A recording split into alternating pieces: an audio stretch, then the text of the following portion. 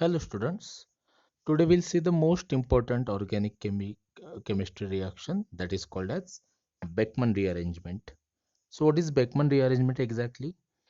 In Beckmann rearrangement, the oxime changes into secondary amide, or it is also called as N-substituted amide. So what is oxime exactly? If we are having R, Cr double bond N OH group, then it gets converted into R C double bond O NHR is called as secondary amide. So this is a oxime and this is the secondary amide, and for this conversion we required acid. So acid क्या हो सकता है इस case में? We can have H2SO4, we may have HCl also, we may have any Lewis acid catalyst like PCl5, or either we can also have SOCl2. Any one of this reagent can convert oxime into secondary amide. It's called as Beckmann rearrangement. अभी इसके लिए आपको example कैसे याद रखना है, देखें जैसे कि हमारे पास R दिया है CH3, और इसको R डैश अगर हम कंसिडर कर रहे हैं तो इसको हम जैसे कि लिख रहे हैं CH2CH3, यहाँ पे हमारे पास डबल बॉन्ड NOH, ये क्या है हमारे पास ऑक्साइम। तो अभी इसका प्रोडक्ट कैसे याद रखना है, याद रखो, ये जो OH है इसके अपोजिट में क्या है CH3, तो क्या करेंगे हम इस वाले OH को इस कार्बन पे अटैच करवा देंगे और ये वाला CH3 यहाँ पे लगा देंगे। तो हमेशा याद रखना है OH के रेफरेंस में जो कोई एंटी पोजीशन पे इस कार्बन पे ग्रुप है वो नाइट्रोजन पे माइग्रेट करेगा, और इससे हमारे पास एक नया इंटरमीडिएट बनेगा जहाँ पे क्या दिख रहा है हमें, नाइट्रोजन को क्या हुआ CH3 अटैच हुआ, यहाँ पे क्या है डबल बॉन्ड C, इसको ऑलरेडी क्या अटैच है CH2CH3, और यहाँ पे OH आ गया बराबर। तो अभी ये OH क्या होगा, it will rearrange and we will get the final product of the reaction. यहाँ पे क्या हो जाएगा NH, इस नाइट्रोजन को कौन अटैच है CH3, उसके बाद ये जो नाइट्रोजन है ये किसको अटैच है कार्बन, अभी ये क्या हुआ डबल बॉन्ड में शिफ्ट हो गया, मतलब double bond C double bond O, और यहाँ पे बन गया CH2CH3, मतलब ये क्या हो गया अभी सेकेंडरी अमाइड बन गया हमारे पास।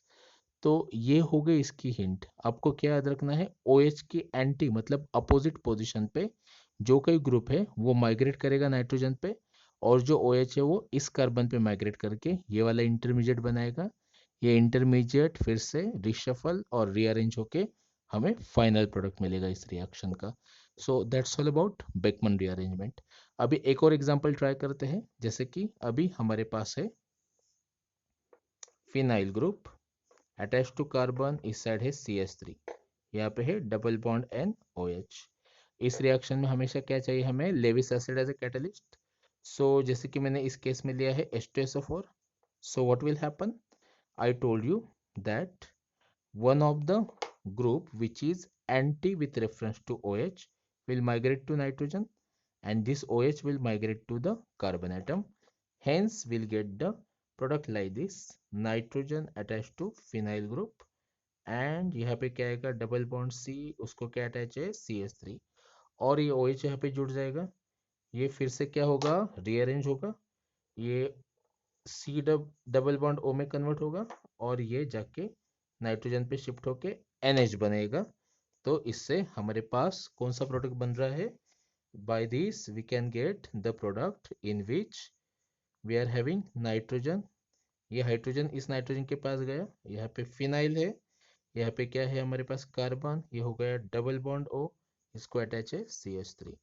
तो that's all about Beckman rearrangement. It is a very important reaction, ये नीट और जेई के लिए बहुत इंपॉर्टेंट रिएक्शन है।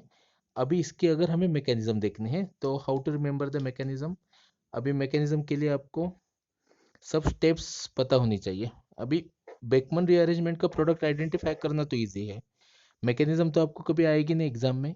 एक तो आपको रिएक्शन दी होगी और आइडेंटिफाई करने के लिए बोला होगा, या फिर कोई एग्जाम्पल दिया है और उससे आपको प्रोडक्ट आइडेंटिफाई करने के लिए बोला होगा। पर अगर इस रिएक्शन की मैकेनिज्म देखी जाए तो आपको याद रखना है, जैसे कि हमारे पास है R C R dash double bond N और यहाँ पे ओ एच। तो मैकेनिज्म में क्या होगा, देखिए सबसे पहले हमारे पास है H प्लस मतलब प्रोटॉन। तो अभी ये क्या है, इलेक्ट्रोफाइल, हमारे पास ऑक्सीजन के पास इलेक्ट्रॉन है, तो ये क्या करेगा, न्यूक्लियोफिलिक अटैक करेगा H प्लस पे और इससे हमारे पास एक नया इंटरमीडिएट बनेगा, जिस इंटरमीडिएट में हमें क्या दिख रहा है, ऑक्सीजन पे पॉजिटिव चार्ज आया है। इसका रीजन क्या है, इसने अपने एक लोन पेयर दी है H प्लस को, तो OH का OH2 बन गया। लोन पेयर देने के बाद कौन सा चार्ज जनरेट होता है, पॉजिटिव चार्ज, जो कि बहुत ज़्यादा अनस्टेबल है, इसलिए ये ऑक्सीजन नाइट्रोजन के इलेक्ट्रॉन अपने पास खींचेगा और तब नाइट्रोजन इलेक्ट्रॉन डेफिशिएंट बनेगा। तो ये वाला जो आर डैश है ये नाइट्रोजन पे माइग्रेट हो जाएगा और इससे हमें और एक नया इंटरमीडिएट प्रोडक्ट बनेगा, जिसमें क्या है R C double bond N और यहाँ पे क्या अटैच हो गया, आर डैश।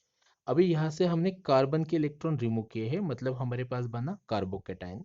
तो अभी कार्बोकेटाइन तो अनस्टेबल होता है, तो अभी कार्बोकेटाइन को इलेक्ट्रॉन देने के लिए हमारे पास रिएक्शन में वाटर मॉलिक्यूल है। वाटर मॉलिक्यूल कार्बोकेटाइन को इलेक्ट्रॉन देंगे और उसको बनाएंगे R C O H H double bond N R dash. अभी लोन पेयर देने के बाद ऑक्सीजन पे फिर से क्या चार्ज आ गया, पॉजिटिव, जो कि बहुत अनस्टेबल है। तो उसको स्टेबलाइज करने के लिए क्या करना पड़ेगा हमें, we will remove one of the H plus from this molecule and we'll get a new intermediate where we are having RCOH double bond N R dash. This molecule is again unstable क्योंकि ये OH और double bond N है यहाँ पे carbon को attach, तो ये फिर से रीअरेंज होगा और यहाँ पे बनेगा C डबल बॉन्ड O, ये H प्लस हटेगा और ये इलेक्ट्रॉन पेयर नाइट्रोजन पे जाने के बाद N माइनस बनाएगा, तो ये N माइनस और ये H प्लस एक साथ जुड़ जाएंगे और उससे बनेगा आर सी, यहाँ पे क्या बन गया, डबल बॉन्ड O और यहाँ पे NHR। So that's all about the mechanism of this reaction. So Beckman rearrangement बहुत इंपॉर्टेंट है, आपको याद रखना है, जिसमें हम क्या कर रहे हैं, ऑक्साइम को किस में कन्वर्ट कर रहे हैं, सेकेंडरी अमाइड या फिर एन सब्स्टिट्यूटेड अमाइड में कन्वर्ट कर रहे हैं। Thank you so much guys, have a nice time, take care.